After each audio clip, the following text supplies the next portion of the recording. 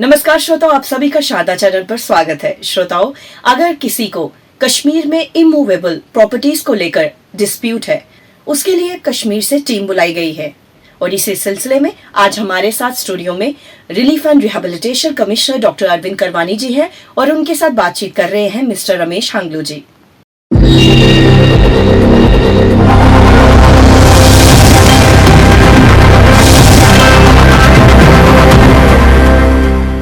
Radio Sharda 90.4 FM तक खुशी कि सैनिस स्टूडियोस मं doctor Arvind Karwani ji Yama relief and rehabilitation commissioner बे समाज वत बेट तम समाज यन कि यह समाज गोस अपलिफ्ट गन अमे रिलीफ डिपार्टमेंट किन या सोशल एक्टिविटीजन किन यमन सत करो स्पेशली कत बात आज दोन मुदान पे अख मुदा जन कशरिस बटस मूवेबल एंड इमूवेबल प्रॉपर्टी मं तथ पे कह तिमन क्वेरी या तथ मं कह क्लैश क्लैश तथ मतलब दोम कि नफसास पे पूरी डिटेलिंग करें कैंचन लुकन यमो फोन कर पर्सनली नश मिलने तय तिमन कह डाउट्स तम तरो क्लियर। नमस्कार, तुम स्वागत स्टूडियो। नमस्कार सारे बोझन वाले। डॉक्टर साहब, आपको बधाई है कि आपने एक इनिशिएटिव लिया है कि हमारी वैसे भी जितने भी कश्मीर के डिस्प्लेस लोग हैं उनकी कश्मीर में प्रॉपर्टीज थी, बहुत मूवेबल एंड इमूवेबल, लेकिन कुछ लोगों ने उन पर कब्जा किया था या किसी वजह से उनकी प्रॉपर्टीज को इलीगली किसी ने ऑक्यूपाई करके सेल आउट किया था। कुछ भी ऐसे मुद्दे हैं। इस पर आपने एक अच्छी पहल की है कि एडमिनिस्ट्रेशन और लोगों के बीच में डायरेक्ट संवाद करना और जहाँ जहाँ उनकी डिफिकल्टी है उसको सॉल्व करने की कोशिश करना। ये क्या है, इस डिटेल में आप हमें बताएं। इसमें मैं ये कहूँगा कि जो इमूवेबल प्रॉपर्टीज़ जो 89-90 में जो मास माइग्रेशन हुई, वहाँ से लोगों को प्रॉपर्टी छोड़नी पड़ी वहाँ पे, वो एक बड़ा कंसर्न है। और अगर आज की डेट में मैं कहूँ तो जो हमारा ऑनलाइन पोर्टल है इसके लिए, उस पर ही 10,000 से ज़्यादा कंप्लेंट्स हैं। इसके अलावा 1,000 कंप्लेंट्स लगभग हमारे पास है जो ऑफलाइन कंप्लेंट्स जो लोगों ने ऐसे किए, तो मोर देन 11,000 कंप्लेंट्स हैं इस पे। और पिछले एक साल में पर्टिकुलरली हमने इस पे कई फ्रंट्स पे काम किया। सबसे पहले तो जो ऑनलाइन पोर्टल है, इससे बहुत सारे लोगों का जो एक कॉमन ग्रीवेंस थी वो ये कहते थे कि जब ये कंप्लेंट इस पर हम रेज करते हैं, उसके बाद जब क्लोजर होता है, जब उस पर एक्शन होता है और लास्ट में क्लोजर होता है, तो हमें इसके बारे में कॉन्फिडेंस में नहीं लिया जाता फाइनल क्लोजर से पहले। तो हमने इसमें वो चेंज करवाई। उसमें हमने ये किया कि जब ये कंप्लेंट रेज होती है, अब ये चली जाती है कंसर्न डिस्ट्रिक्ट में, कंसर्न डीसी के पास। डीसी उसमें अपनी लेवल पर वहाँ पर वेरिफिकेशन कराते हैं और उसके बाद जो भी एक्शन रिक्वायर्ड है वो एक्शन के बाद उसको रिकमेंड करते हैं रिलीफ कमिश्नर, क्योंकि फाइनल क्लोजर जो है रिलीफ कमिश्नर के पास। फाइनल क्लोजर से पहले और डीसी के रिकमेंड करने के बाद का जो विंडो है, तो वहां पे हमने प्रोवाइड किया है कि जो भी कंप्लेनेंट है उसको एक SMS अलर्ट चला जाएगा ऑनलाइन पोर्टल पर, उसको वो विंडो ओपन हो जाएगा, वो अपने रिमार्क दे सकता। अगर वो सेटिस्फाइड नहीं है उसके क्लोजर से, तो वो कह सकता है कि मैं किस वजह से सेटिस्फाइड नहीं हूँ। अगर कोई डॉक्यूमेंट भी अपलोड करना चाहता है तो वो भी उसमें साथ में वो भी अपलोड कर सकता है। दूसरा इसमें ये किया कि लास्ट ईयर हमने इसमें एक गवर्नमेंट ऑर्डर निकाला सरकार ने, जिसमें रेस्पॉन्सिबिलिटी डेडिकेटेड ऑफिसर रखा, एडिशनल डिप्टी कमिश्नर लेवल का, जिसको नोडल अफसर बनाया वैली के। वो अपने डिस्ट्रिक्ट का नोडल अफसर है और संपर्क करता है, वो कोऑर्डिनेट करता है जो रिलीफ कमिश्नर दफ्तर के, जैसे हमारे 3 ACR नॉर्थ, सेंट्रल और साउथ कश्मीर में, उनका मैंने ऑर्डर किया है, उसके साथ कोऑर्डिनेट करते हैं कंसर्न नोडल ऑफिसर्स, ताकि ये क्योंकि डीसी के पास बहुत ज्यादा काम होता है डिस्ट्रिक्ट में, तो हमें डेडिकेटेड ऑफिसर चाहिए था, इसलिए गवर्नमेंट ने वो ऑर्डर किया। फिर इसमें रिसेंटली 15 जनवरी को गवर्नमेंट ने एक कमेटी बनाई, ओवरसाइट स्टीयरिंग कमेटी, जो होम सेक्रेटरी साहब उसको हेड करते हैं, रिलीफ कमिश्नर उसके मेंबर सेक्रेटरी है, IGP, डिविजनल कमिश्नर और तमाम DCs और एसएसपीज, उसके मेंबर्स। Members, उस कमेटी की भी अभी तक 2 मीटिंग्स हो चुकी है, बिल्कुल। जिसमें कई इंपॉर्टेंट फैसले लिए गए हैं। सबसे पहले तो यही फैसला लिया गया कि जो आउटरीच का आपने जिक्र किया, कि एक जो कॉमन सजेशन थी माइग्रेंट्स की कि हम कश्मीर में परस्यू नहीं कर पाते कई इश्यूज में वहाँ पे, तो उसके लिए वहाँ के पहली बार ये हुआ है आफ्टर मास माइग्रेशन कि अब जो वहाँ के नोडल अफसर है वो अपनी टीम लेके यहाँ रिलीफ कमिश्नर दफ्तर में बैठेंगे। अप्रैल से ये शुरू हो रहा है और ये आगे सिलसिला चलता रहेगा। हर 3-4 महीने में हम ये ऐसे कैंप्स यहाँ पर करवाएंगे, ताकि जो ग्रीवेंस है, एक कंप्लेंट जो उसकी है, वो ऑन स्पॉट वो कुछ हद तक रेजोल्यूशन वहां पर हो जाए, जिसका नहीं होगा वो वापस वहां पे लेके, ताकि नेक्स्ट टाइम उस पर वो एक्शन करके आ जाए।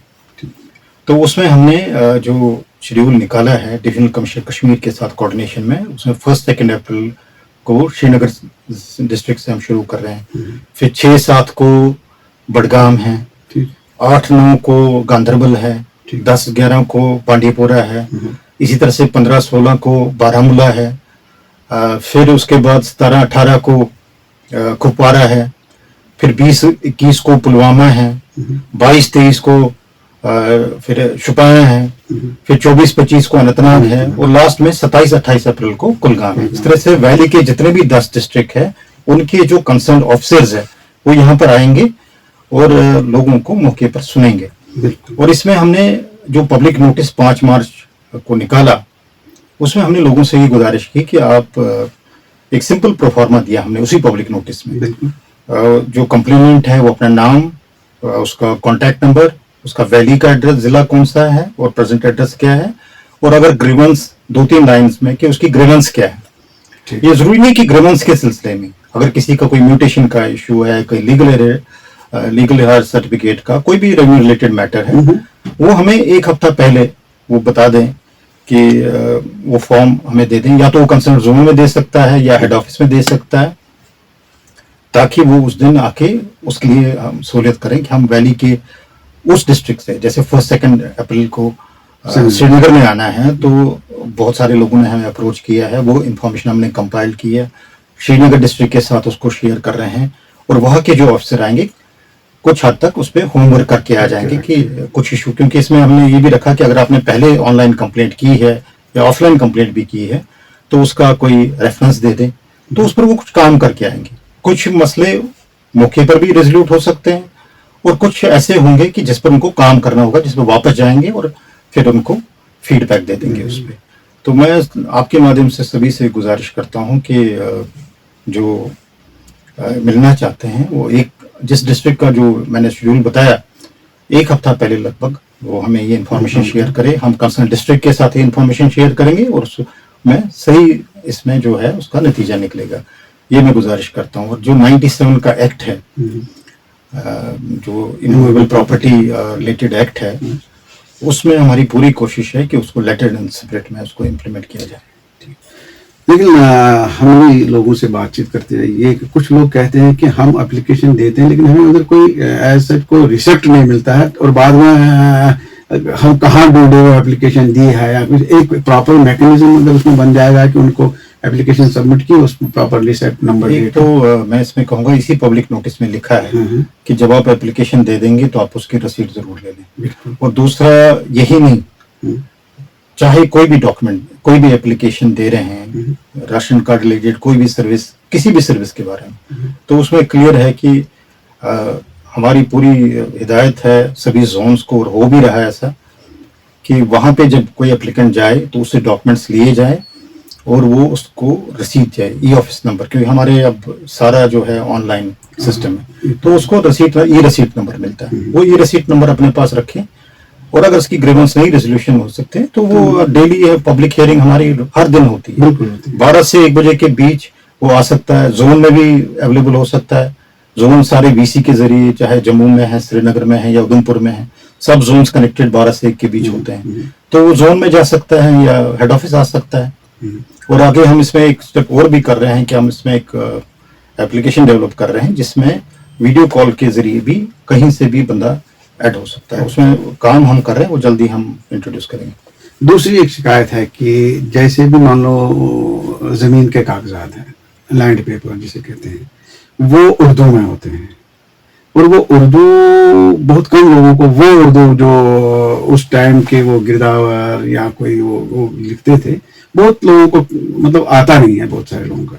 उसकी एक प्रोफेशनल टीम उधर रखी जाए जो वो उर्दू पढ़े, उसमें पूरे वर्ड्स, क्योंकि उर्दू के वर्ड्स भी बड़े अंडरस्टैंडेबल होने चाहिए। और कुछ लोगों ने कहा कि हमें डिस्ट्रिक्ट से भी फोन आए कि ये आपका उर्दू क्लियर नहीं है, हमको आता नहीं है, पढ़ना नहीं आता है। फिर उन्होंने कहा कि आप ऐसा कीजिए, हम यहाँ से लोग किसी से पढ़वा के आप तक पहुंचाएंगे।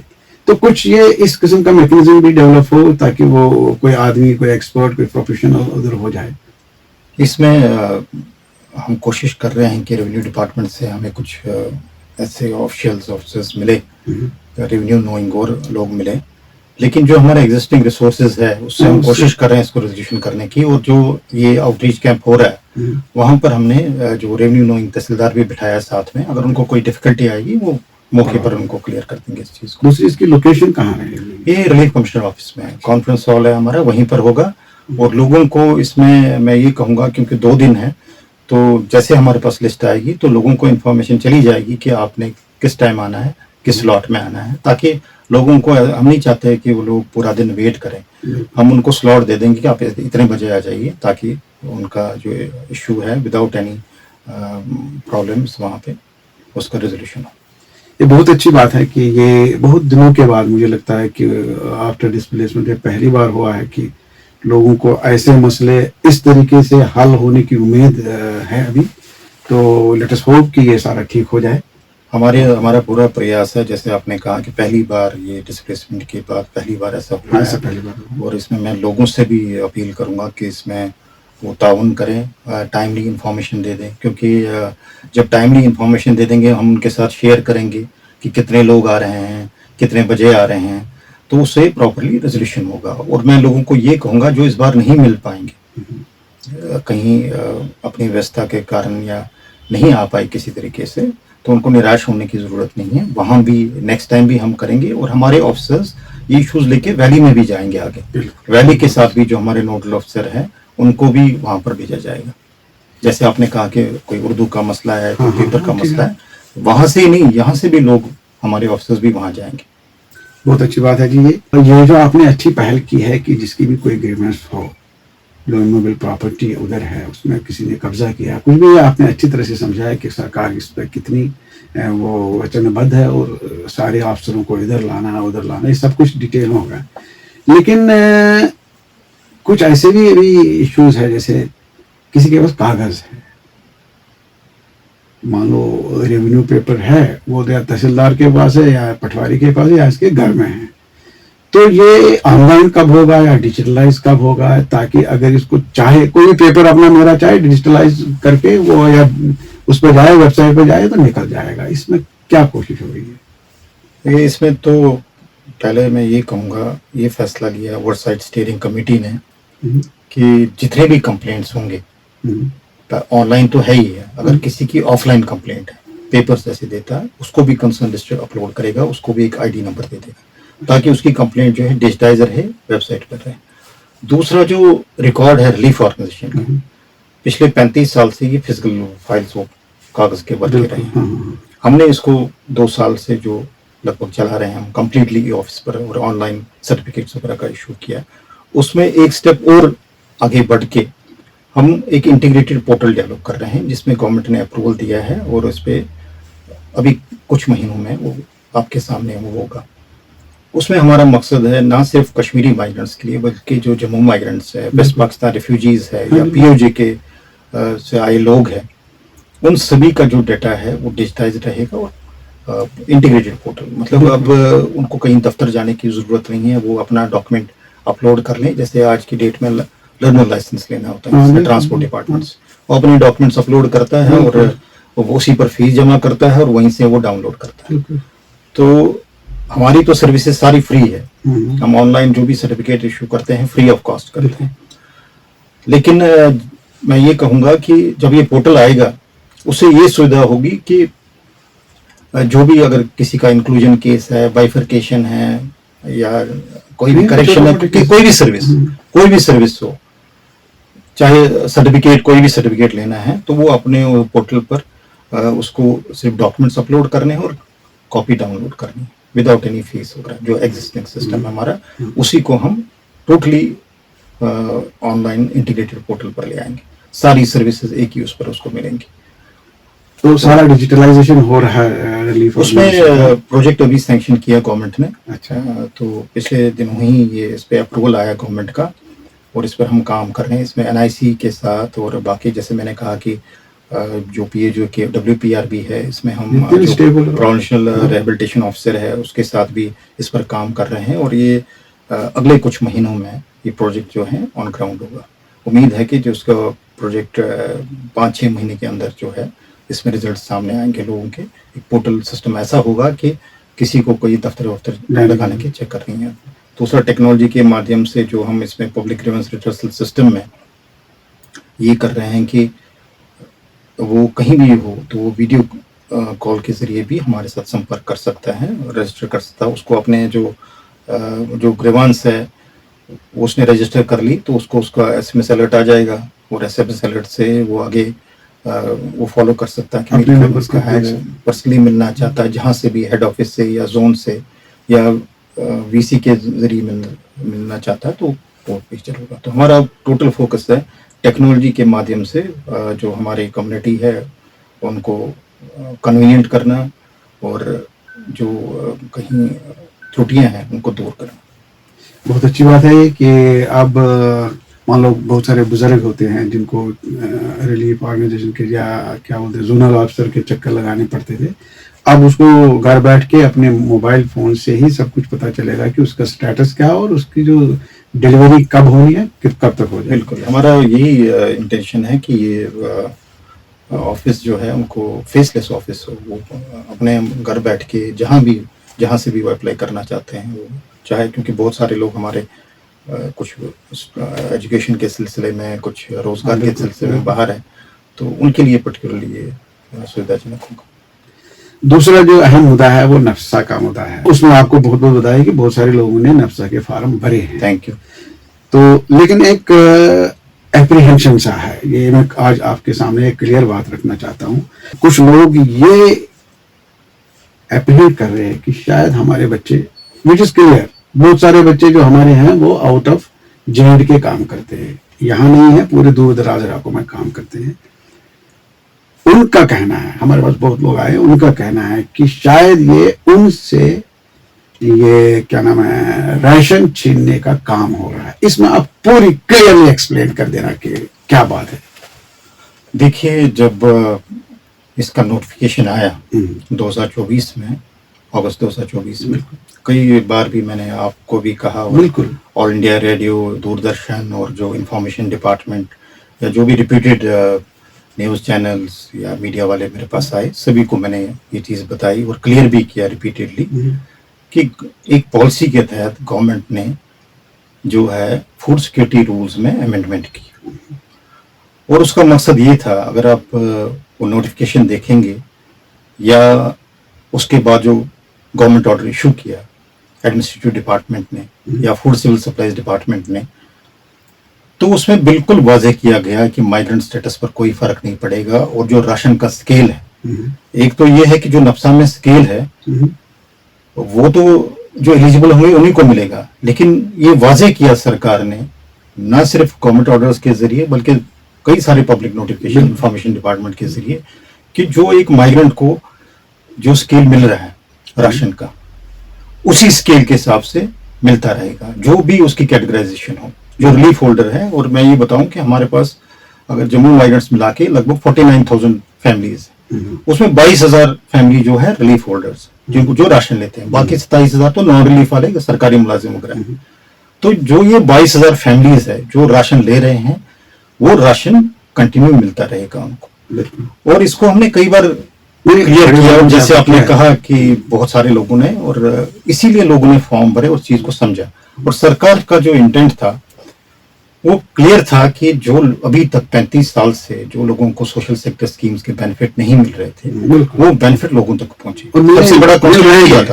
सबसे बड़ा कॉन्स्टेंट यही आता था कि रिलीफ को इनकम मानते थे। जब कोई फॉर्म भरने जाता था सोशल वेलफेयर डिपार्टमेंट के पास, तो उसको कहते थे भाई आप, अगर वो 4 परिवार का रिलीफ लेता था 13,000 रुपये 4 मेंबर्स का। एक फैमिली में 4 मेंबर्स है, 13,000 अपर लिमिट है, तो 13,000 भी 12,56,000 प्लस राशन का पैसा। तो उसको कहते थे भाई आप तो आते ही नहीं हो इसमें, आप तो हमारी कैटेगरी पीएचएच में आती नहीं, इसलिए आपको पेंशन नहीं मिल सकता या बाकी स्कॉलरशिप वगैरह नहीं मिल सकते। तो सरकार ने पहले तो ये क्लियर किया, नोटिफिकेशन ये क्लियर किया कि रिलीफ जो है वो सस्टेनेंस है, उसको इनकम नहीं किया। रिलीफ के अलावा जो इनकम है, जीरो मान के रिलीफ की इनकम, जो उसके ऊपर इनकम है उसी को इनकम माना जाए। और उसके हिसाब से जो एलिजिबल बनेंगे उनको डिफरेंट पेंशन स्कीम, जैसे आपने कहा, बहुत सारे लोगों को ये बेनिफिट मिल भी रहा है। और पिछले 2-3 महीने में ही ये हुआ कि बहुत सारे हमारे इस वक्त जो है 381 बेनिफिशरीज को ऑलरेडी सैंक्शन ऑर्डर्स मिले। और इसके अलावा भी जो अभी तक हमने इसमें आइडेंटिफाई की, मोर देन 3500 ऐसे परिवार है जिनको फायदा पहुंचाना चाहती है सरकार। और आगे ये नंबर बढ़ेगा जैसे जैसे अभी, क्योंकि अभी इंटीग्रेशन का प्रोसेस शुरू हुआ है और ऑलमोस्ट टुवर्ड्स कंप्लीशन है रिलीफ होल्डर्स में पर्टिकुलरली। तो 5,000 से ऊपर हम एक्सपेक्ट करते हैं कि ऐसे परिवार जिनको कहीं old age pension, window pension, disability pension, और ये रिलीफ के अलावा होगा। ऐसा नहीं है कि जो रिलीफ मिल रहा है उसमें कोई कटौती, रिलीफ के अलावा उनको ये पेंशन मिलेगा। अभी राशन कार्ड्स, क्योंकि इंटीग्रेशन का प्रोसेस चल रहा है, कुछ लोगों को भी उसका राशन कार्ड ना मिला हो, जैसे जैसे उनको ई राशन कार्ड मिलेगा वो अपना फॉर्म भर सकते हैं। उसमें हमारे जो CIC सेंटर्स हैं वहां पर भी भर सकते हैं। और हम अभी आगे अप्रैल में भी स्पेशल कैंप्स करेंगे इनके लिए, जिसमें हम इनके फॉर्म भरवा देंगे, उसमें पूरा फैसिलिटेट कर लेंगे फ्री ऑफ कॉस्ट। जो एलिजिबल है PHH कैटेगरी के हैं उनको फॉर्म भरवाएंगे डिफरेंट पेंशन स्कीम्स के लिए। उसके लिए हम स्पेशल ऑपरेटर्स वहां बिठाएंगे सोशल वेलफेयर डिपार्टमेंट के माध्यम से। और यहाँ पर मैं ये कहूंगा कि ये सरकार की पॉलिसी है, किसी एक डिपार्टमेंट का इशू नहीं है या किसी एक ऑफिस का नहीं है। रिलीफ ऑर्गेनाइजेशन तो सरकार की पॉलिसी को इम्प्लीमेंट करने वाला एक नीचे डिपार्टमेंट है। ऊपर लेवल पे चाहे वो लॉ डिपार्टमेंट है, चाहे जनरल एडमिनिस्ट्रेशन डिपार्टमेंट है, चाहे DMRRR है, चाहे फूड सिविल सप्लाईज है, सोशल वेलफेयर डिपार्टमेंट है, इस इशू में तमाम गवर्नमेंट के डिपार्टमेंट्स जो है वो काम कर रहे हैं, इन कोऑर्डिनेशन काम कर रहे हैं। और लोगों को जो अप्रहेंशन है, मुझे लगता है कि शुरू में जब कोई नई स्कीम आती है तो नई स्कीम नेचुरली लोगों के मन में सवाल होते हैं, और ये जायज भी है। आते हैं कई सवाल, लोग पूछते थे कि भाई कहीं माइग्रेशन स्टेटस पर तो नहीं फर्क पड़ेगा, कहीं राशन का स्केल कम तो नहीं होगा, या मुझे NPHH में डाल दिया तो मेरा कहीं राशन तो नहीं बंद होगा, रिलीफ तो नहीं बंद होगा। वो सारी चीजें जो है वो गलतफहमियां दूर की सरकार ने गवर्नमेंट ऑर्डर्स के जरिए। अब ये है कि जब कोई नई स्कीम आती है तो नेचुरली सवाल होते हैं और लोगों को क्लियर होए, इसीलिए तो मेजॉरिटी ने भरे हैं। अब जो थोड़े बहुत जो किसी को अप्रहेंशन है, कुछ ऐसा है कि जब आप कोई मेजर रिफॉर्म लाते हैं किसी सिस्टम में, कुछ ऐसे वेस्टेड एलिमेंट जरूर होते हैं कि जो रिफॉर्म नहीं चाहते हैं, और वो सबको पता है, हमारी एजुकेटेड कम्युनिटी है, इंटेलेक्चुअल्स की कम्युनिटी है, उस चीज को अच्छे से समझते हैं कि कुछ वेस्टेड एलिमेंट्स होते हैं जब रिफॉर्म होता है। जैसे DBT हुआ, आज सरकार की कोई भी स्कीम है, चाहे जम्मू कश्मीर सरकार की है, गवर्नमेंट ऑफ इंडिया की, वो DBT डायरेक्ट चला जाता है। बीच में जो मिडिल मैन होते थे वो एलिमिनेट हो गए। नेचुरली उन लोगों को थोड़ा तकलीफ होती है। तो इसमें मैं ये कहूंगा कि कॉमन मासेस को कोई घबराने की जरूरत नहीं है, उनको वैसे ही राशन मिलता रहेगा। इसमें फूड सिविल सप्लाईज ने रिसेंटली 5 मार्च को स्कीम की है कश्मीर और जम्मू माइग्रेंट्स के, उसका नाम है special relief ration scheme for Kashmiri and Jammu migrants. उसके हिसाब से राशन मिलेगा, वही स्केल से मिलेगा, तमाम रिलीफ होल्डर्स को मिलेगा। एक और सवाल है इसमें, जैसे KYC है, आपने जो उसकी वेबसाइट दी है KYC की, इस वेबसाइट के में आप जाइए, KYC खुद करिए, वो तो ठीक है। दूसरी एक बात है कि कहते हैं जब हम राशन लेने जाते हैं तो हमें राशन डीलर के पास अपना फिंगरप्रिंट या कोई भी थंब प्रिंट कोई देना पड़ता है, तब हमें मंथली राशन वो दे देते हैं। इसमें प्रैक्टिकल डिफिकल्टी ये है, एक बच्चे बाहर है, नौकरी बाहर करते हैं, राशन उसको मिलेगा मान लो 1200 का, अगर वो मान लो बेंगलोर से आएगा, बॉम्बे से आएगा, पुणे से आएगा, उसको तो 25-30 हज़ार का खर्चा हो जाएगा। दूसरी इसके साथ एक और एसोसिएट प्रॉब्लम है, बच्चों ने चूंकि पेरेंट बुजुर्ग है, बूढ़े हैं, वो यहाँ उनको लुक आफ्टर करने वाला कोई है नहीं, बच्चों ने पेरेंट्स को ही अपने पास बुलाया है, तो उनका जो है मंथली यहाँ फिंगरप्रिंट करना, थंब प्रिंट इम्प्रेशन देना, तो राशन रिलीज करना, उसमें उनको टेक्निकल डिफिकल्टी आती है। अदरवाइज वो किसी को कह के अपना स्लिप दे देते, या वैसे भी जो जैसे पहले होता था, या उसमें आपने कोई नया कुछ ऐसा आइडिया बनाया है कि उनको कोई डिफिकल्टी ना हो? देखिए, पहली बात तो ये है कि जो राशन एग्जिस्टिंग, जैसे मैंने क्लियर किया कि जो एग्जिस्टिंग फैमिलीज हैं उनको राशन मिलता रहेगा।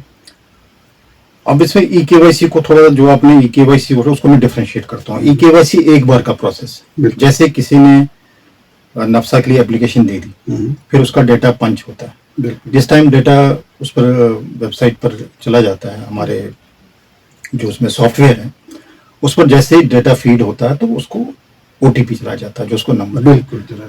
उसके बाद OTP, जब उसने OTP वहां पे एंटर करवाया तो उसके बाद जब वो अप्रूव होता है तो उसको EKYC करना है। EKYC जो है उसके लिए कोई भी राशन डिपो, किसी भी राशन डिपो में से वो यहाँ पर कर सकता है।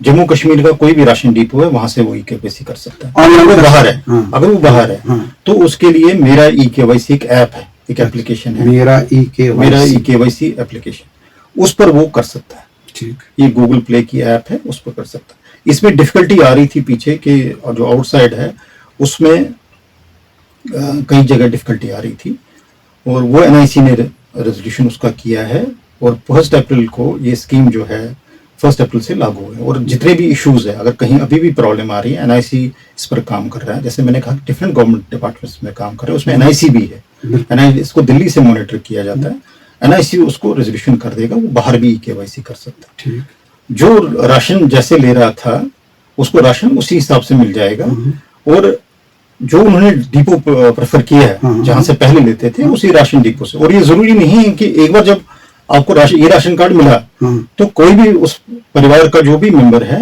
एक मेंबर जाके, एडल्ट मेंबर जाके वहां से राशन ले सकता है। और अब तो एक स्टेप और इजी हो गया, अब पहले राशन कूपन के लिए लाइन में लगाना पड़ता था। बिल्कुल। अब तो वो कूपन है ही नहीं, आपने सीधा वहां जाना है राशन डिपो पे, थंब इंप्रेशन लगाया और आपको पूरा 11 किलो जो भी एंटाइटलमेंट है वो आपको पूरा वहां पर राशन मिलेगा। और हाँ, कुछ लोगों का हमारे पास जरूर, कईयों ने ये कहा कि इसमें हमें कैश इन ल्यू का ऑप्शन होना चाहिए कि कैश मिले हमें equivalent to cost of ration जो है। तो उसके लिए भी सरकार जो है कंसंट्रेशन में है, क्योंकि हमने इस केस को यहाँ से भेजा हुआ है, रिकमेंड किया हुआ है, और गवर्नमेंट में ये कंसंट्रेशन में है। तो अगर वो होता है तो उन लोगों को DBT मोड में एक ऑप्शन मिलेगा, ये नहीं जो राशन लेना चाहता है वो राशन ले ले, और जो कैश लेना चाहता है उसको वो कैश उसको अकाउंट में DBT डायरेक्ट उसके अकाउंट में जाएगा, जिसमें उसका कैश असिस्टेंस अभी जा रहा है, रिलीफ असिस्टेंस। ये तो कैश या जैसे वो लेने यहाँ पे आपको राशन कार्ड के में जब जाते हैं तो या कैश ले लें या वो दाना चावल ले लें जो लेते थे, तो उसमें तो मैं इस पर फाइल कहाँ तक पहुंची है? मैं इस पे ये कहूँगा कि डेफिनेटली कंसंट्रेशन में है गवर्नमेंट की। हो सकता है इसमें थोड़ा टाइम लगे, लेकिन कंसंट्रेशन में जरूर है, इस पे काम चल रहा है गवर्नमेंट लेवल पे। और जैसे ही ऑप्शन आएगा तो डेफिनेटली लोगों से ऑप्शन मांगा जाएगा कि आप कैश लेना चाहते हैं या राशन लेना चाहते हैं। जो राशन लेना चाहता है वो राशन ले ले, जो कैश लेना चाहता है तो उसके अकाउंट में डायरेक्टली चला जाएगा, DBT मोड में डायरेक्ट, जो उसका आधार लिंक्ड अकाउंट होगा उसमें डायरेक्टली चला जाएगा। और मुझे उम्मीद है कि इससे जो कुछ लोगों के इश्यूज है वो एड्रेस हो जाएंगे। बाकी इसमें जो छोटे मोटे कंसर्न है लोगों के, कोई करेक्शंस का, जैसे माइनर करेक्शंस है कहीं क्लरिकल वगैरह का, तो वो भी हमने जोनल ऑफिसर और कंसर्न इंस्पेक्टर जो है फूड सिविल सप्लाईज का, वो भी इसको ये करेंगे। कुछ लोगों का ये है कि हमारा जो, क्योंकि उसमें बाय डिफॉल्ट आता है अंडमान एंड निकोबार, वो क्योंकि अंडमान ए से शुरू होता है इसलिए वो बाय डिफॉल्ट आता है, तो उसमें कोई इशू नहीं है, EKYC हो रहा है। और आपके जो एड्रेस है वैली का ही कश्मीर एड्रेस, जो परमानेंट एड्रेस है वही बैक एंड पर कैप्चर हो रहा है, क्योंकि कुछ लोगों का ये भी था कि वैली का एड्रेस नहीं आ रहा है, हाँ, तो उसमें प्रॉपरली आपके जो कैप्चर फील्ड किया जाता है वैली का एड्रेस भी उसमें आ रहा है। तो बहुत सारे इशू कंसर्न्स थे। मैं क्यों आपके माध्यम से ये भी कहना चाहिए, जैसे कई लोगों का ये है कि पता नहीं फूड सिविल सप्लाई 6 साल के बच्चों को लगा, 4 साल के बच्चों को, जैसे हमारा जो इस वक्त रिलीफ ऑर्गेनाइजेशन का है कि 4 साल के बच्चे ही फुल राशन के लिए एलिजिबल है। तो वो सारे सिस्टम पर काम चल रहा है और इस पर हाईएस्ट लेवल पर इसको रिव्यू किया जा रहा है, वेरी हाईएस्ट लेवल पे। इसमें सभी डिपार्टमेंट्स को कॉन्फिडेंस में लिया जाता है और हाईएस्ट लेवल पर इसको रिव्यू किया जाता है रेगुलरली। और ये जितने भी कंसर्न है, ब्रॉडली मैं यही कहूंगा कि राशन के स्केल पे और नॉर्म्स पे जो इस वक्त इंक्लूजन बाइफर्केशन वगैरह हो रही है, उन पर कोई फर्क नहीं पड़ेगा। तो ये बेबुनियाद है। तो ऐसे अफवाहों पे आप लोगों को ये कहूंगा कि ऐसे अफवाहों पर यकीन ना रखें। जो हमारे ऑफिशियल चैनल्स है और जो रिप्यूटेड मीडिया चैनल्स है, जैसे आपका रेडियो शारदा है, इसकी मोर देन 100 कंट्रीज में रीच है और कम्युनिटी में एक इसकी पहचान है और लोगों का भरोसा है।